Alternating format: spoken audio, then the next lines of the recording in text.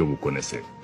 Notre problème, c'est comment assurer la sécurité des Maliennes et des Maliens qui sont aujourd'hui désespérés et dont nous n'arrivons même pas à protéger les droits essentiels. Notre souci, c'est comment préserver notre pays, préserver l'unité du pays, comment préserver l'intégrité territoriale de notre pays. Cela passe naturellement pour nous par la diversification de nos partenaires, notamment sur le plan sécuritaire.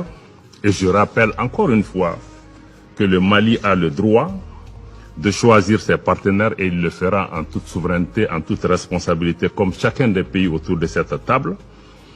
Et je voudrais dire que nous allons continuer dans ce sens et nous menons un certain nombre de choses sur le terrain. Donc, mais le Mali reste ouvert à tous les partenaires. Comme je l'ai dit, notre problème, ce n'est pas Wagner, notre problème, c'est comment assurer la sécurité de notre pays et quelles sont les propositions qui sont sur la table pour pouvoir nous aider à répondre à ce besoin. Et tous les partenaires qui veulent contribuer à cet effort sont les bienvenus. Mais le Mali n'acceptera pas qu'un partenaire nous impose que si tel partenaire vient par la porte, moi je sors par la fenêtre. Ceci n'est pas acceptable.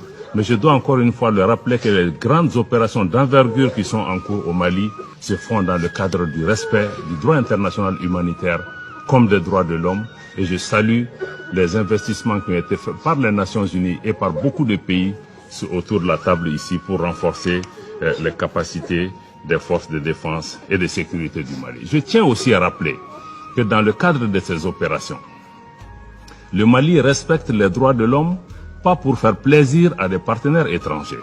Le respect des droits de l'homme est pour nous-mêmes d'abord. Je rappelle que le Mali est un vieux pays de civilisation.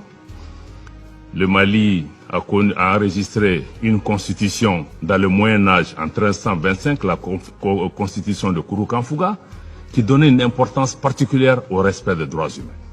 Nous le faisons pour nous-mêmes d'abord. Nous le faisons aussi pour répondre à nos engagements internationaux.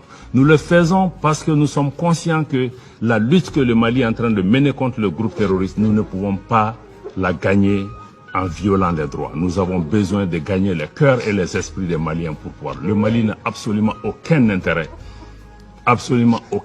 de s'engager sur cette voie. Et nous sommes conscients que cette voie peut se retourner contre nous. Mais, mesdames et messieurs du Conseil, soyez conscients que le Mali est aussi victime d'une guerre de désinformation.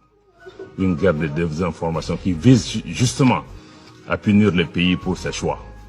Mais je pense que nous allons pouvoir continuer.